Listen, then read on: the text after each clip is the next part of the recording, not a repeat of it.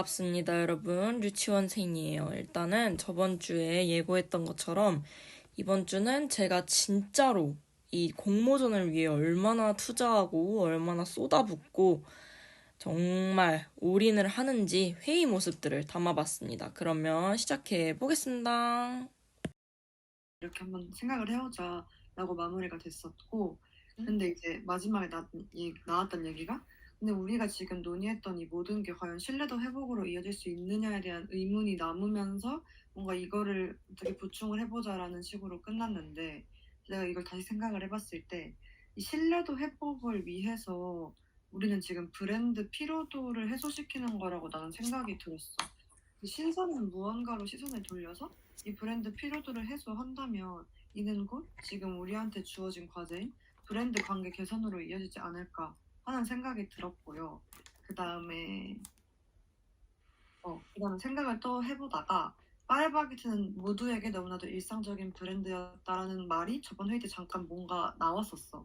그래서 따라서 브랜드에 대한 심리적 간극이 더욱 심하게 느껴졌다. 난 이 흐름이 너무 괜찮은 것 같아서 그냥 뭔가 이 흐름을 최대한 살리는 방향으로 가고 싶다라는 말을 하고 싶었고, 일단 뭐 브랜드 피로감 이런 거랑 연관돼서 좀 어떻게 브랜드를 좀 다른 시선, 기존과는 좀 다른 시선으로 돌린 사례들이 있나 하고 케이스 스터디를 조금 해봤는데, 좀 옛날 거기는 해. 근데 이제 옛날에 되게 유명한 광고 중에서 소나타 광고가 있는데, 이게 자, 우리 뭐야? PA 빠바 비조죠?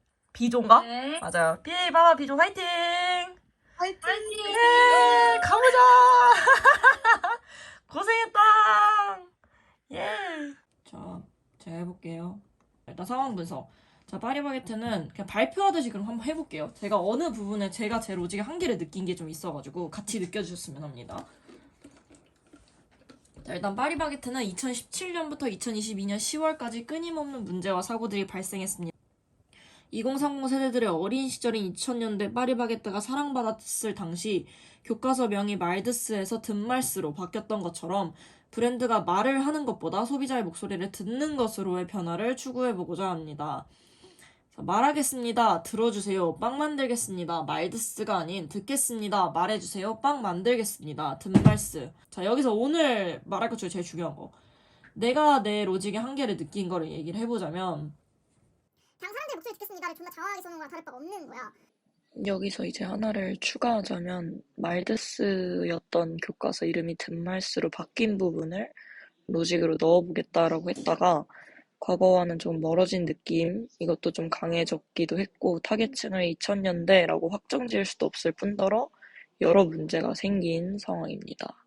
뭔가 계속해서 과거로 나도 계속 돌아가니까 그 과거의 이야기를 하는 게 아니다, 추억 마케팅이 아니다, 추억 PR이 아니다, 이거를 계속 나는 좀 더 담아 녹여내야 된다고 생각을 했었거든. 그래서 나는 그 두 개의 자료를 가져왔었던 거야. 만약에 우리가 앞으로 진짜 추억 마케팅처럼 보이지 않게 하려면, 그리고 플러스 그냥 우리 열심히 드릴게요를 이렇게 느끼게끔 하지 않게 하기 위해서는 중간에 뭔가 설명할 수 있는 요소가 필요하다고 생각을 해. 근데 나도 이해가 되는 거야. 듣이라는 글씨를 쓰고 싶으면 글자를 쓰고 싶으면 우리가 좋았던 시절에 니들이 좋았던 시절의 이야기를 우리가 들려주겠다. 우리가 뭐 가게에 대해서 그 느낌을 풍겨줘서 니네한테 느끼게 해주겠다라던가 들려줄게요로 가는 게 좀 더 낫긴 하겠다. 듣을 쓸 거면 니들의 목소리를 들을게요가 아니라, 그지? 그리고 들어줄게요 하면 진짜 내용이 진부해지는 게, 소비자 의견을 듣겠다. 제가 빨리 찾아봤는데 이런 경우는 너무 많아. 그래서 또 듣겠다고? 그래, 파리바게뜨가 솔직히 우리 자료조사 했을 때 들어줄게요 하면서 막 했는데, 또 소비자 얘기 듣냐, 지금 그게 문제가 아니다, 노동자가 잘 알아서 해결해라. 저는 방금 회의가 끝났고 지금 시각은 오후 정신이 나갔나봐요. 오전 3시 반입니다. 보이시나요? 진짜임. 3시 32분. 12시에 시작했는데 3시간 반을 했네요. 제가 또 중간 발표를 하게 돼서 그때부터 죽어라 대본을 쓰고 연습하고 준비하고 하면 될 것 같아요. 전 사실 발표에 큰 이렇게 떨림이 없는 사람이어가지고 전체적인 거를 제가 맡았을 경우 큰 부담이 없습니다. 그래서 이렇게 하는 게 차라리 좀 나을 때도 있고 여러모로 괜찮은 것 같아요. 이거 준비만 거의 한 달을 한 건데 이 정도밖에 못 나온 이유가 이제 못 나온 건 아니죠. 안 나온 게 이제 정상인 것이 주제가 파리바게트다 보니까 여러모로 신경 쓸 게 한두 가지가 아닌 상황이잖아요. 그래서 조금 좀 힘든 것 같긴 한데 그래도 팀원들 모두가 엄청 열정적이고 이러기가 쉽지 않은데 다들 정말 잘해주고 있어서 항상 고맙고 참 많이 배운다는 생각이 있습니다.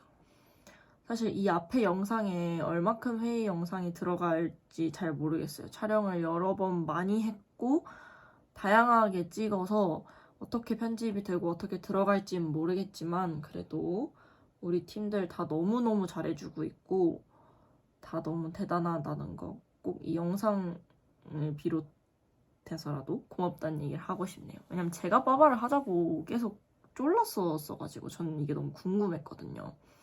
내가 빠바를 팠을 때 어떤 결과물을 낼 수 있을까가 되게 짜릿했던 것 같아요. 흥미로워 보였고 그래서 했는데 생각보다 너무 어렵고 신경 쓸 게 많아서 팀원들한테 오늘도 미안하다고 했는데 다들 아니라고 해줘서 또 고마웠어요. 내 자신도 너무 수고했다. 빠이! 있고 파리바게트도 있고 로레알도 있고 이런 식으로 5개 중에 주제를 고른 게 제가 파리바게트인데 그쪽 기업에서 제시해준 과제가 이거예요. 이것저것 생각 좀 막막해가지고 파리바게트 MZ세대 중시 이미지 회복방. 왜냐면 브랜드 피로감이 형성됐다고 저희가 문제를 뽑았거든요. 단순한 브랜드 피로감은 아니잖아요. 왜일까요?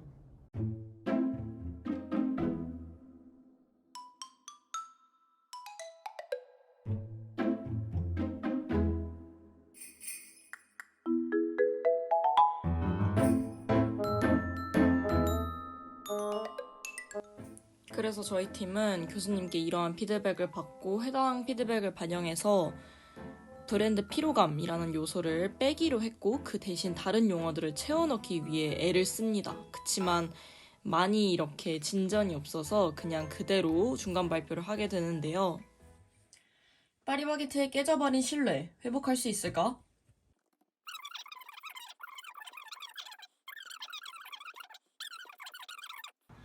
저희의 전략을 정리하자면 파리바게트를 사랑했던 MZ세대를 사랑하는 MZ세대로 만들어 결론적으로 파리바게트를 향한 사랑이 과거가 아닌 현재가 되는 것이 저희의 목표입니다. 단순히 파리바게트와의 추억을 공유하는 것이 아니라 일상이었던 순간을 들려주어 파리바게트의 노력을 상기시키는 것입니다. 캠페인 컨셉은 없나요?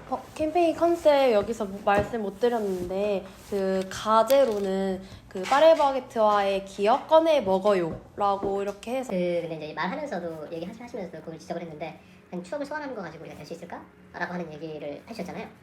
그런 똑같은 우려예요. 지금 이게 그렇게 말씀하시면서 지금 하고 있는 것들은 옛날의 기억에 있는 공간과 광고를 다시 리마인드 시키겠다라고 하는 거인 거고 이런 거 있잖아요. 남자친구랑 여자친구랑 헤어졌는데 헤어진 사람한테 이제 야 우리 옛날에 사랑했잖아. 하지만 사랑하는 으로 만들 거야. 여기 와. 옛날의 기억들 내가 알려주면 해줄게. 라고 하는 공간을 보여주는 것 같고 옛날의 기억들 사진을 보여주는 것 같은 그런 느낌이 드는 거인 거죠. 그래서 그렇게 나올 것 같다는 생각이 들고 지금 앞에 논리도 사실 그런 거인 거거든요.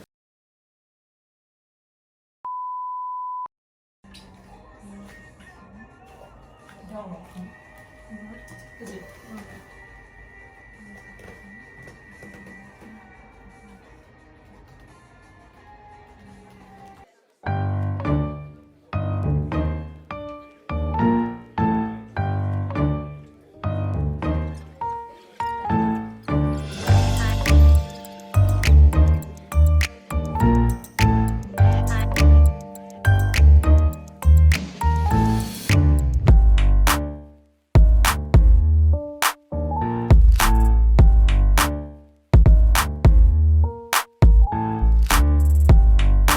최종 PT 발표 자료 제출. 파리바게트 B팀, B팀 맞죠? 네. 제출합니다. 감사합니다. 보낼게요.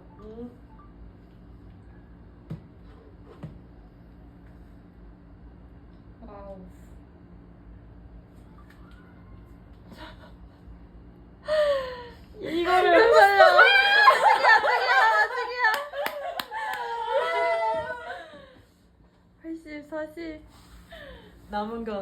나다.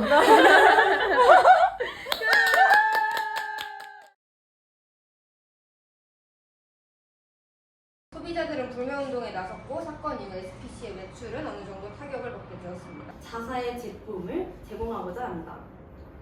SNS 공유 또한 MZ세대의 특성 중 하나죠. 여기 있는 여러분들도 인스타그램 공유를 안 한 적이 없는 사람이 없을 것이라 예상을 합니다. 이를 통해 매장에 방문하지 않은 제3자에게도 자사의 약속을 전달할 계기를 마련할 수 있을 것입니다. 그렇다면 이제 빵을 골라야겠죠? 빵을 고르기 위해 이제 쟁반을 꺼내봅시다. 여러분들은 이때 특별한 유선지를 발견하게 되는데요. 파리바게트의 약속이 적힌 유선지입니다. 매장 내 가장 길게 소요되는 빵 고르는 시간. 이 시간을 활용하여 고객에게 자사의 약속을 효과적으로 노출시키고자 합니다. 빵을 고른 후 결제를 한번 하러 가볼까요? 결제 후 받은 영수증을 통해 이벤트를 참여하면 약속 시리즈 빵을 위한 쿠폰을 제공받을 수 있다고 합니다.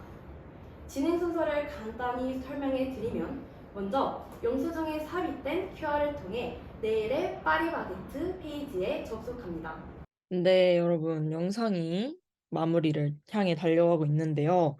영상이 이제 제 기획서를 안 보여주고 끝내면 또 안 되니까 제가 뭘로 발표를 했었고, 뭘로 이렇게 평가를 받았는지를 조금 보여드리고 영상을 마무리하면 좋을 것 같아서 이렇게 찍게 되었습니다. 일단, 저희 팀이 가지고 갔던 제안서의 제목은 파리바게트가 고객에게 다가가는 새로운 방법, 파리바게트를 향한 2030 세대의 신뢰도 회복을 위한 PR 캠페인 제안서입니다.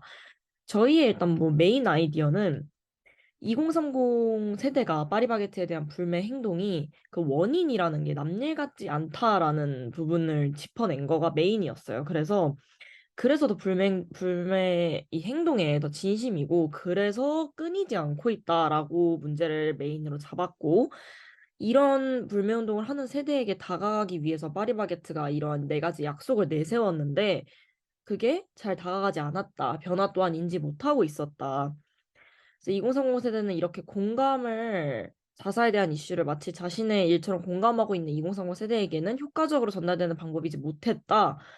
그래서 이렇게 새로운 정보 입력이 필요하다. 결론적으로 우리는 2030 세대가 파리바게트의 변화에 대해 단순히 듣는 것이 아닌 직접 경험하게 만드는 것이 필요하다라는 메인 해결 방안 아래에 이런 식으로 전략을 짜게 되었습니다. 매체를 통한 일방향적인 전달보다는 경험을 통한 쌍방향적 전달 전략을 세우게 되었고 그에 대한 IMC, 즉 실행 방안들로 이렇게 다양하게 가지고 갔는데 이제 여기서 문제가 좀 있었나 봐요. 여기서 평가받았던 거를 좀 말씀을 드리면 일단 긍정적인 평가부터 말씀을 드려볼게요. 우리가 얘기했던 앞부분에서 이 남일 같지 않은 거에서 되게 칭찬을 많이 받았어요. 왜냐하면 나의 일처럼 그래서 만들게 할 건가라는 기대감을 불러일으키는 장표라는 칭찬도 들었고 진심으로 다가갈 수 있겠다라는 느낌을 불러일으킨대요. 그리고 이 부분은 그 담당자님들도 캐치하지 못했던 부분이라고 많이 칭찬해 주셨는데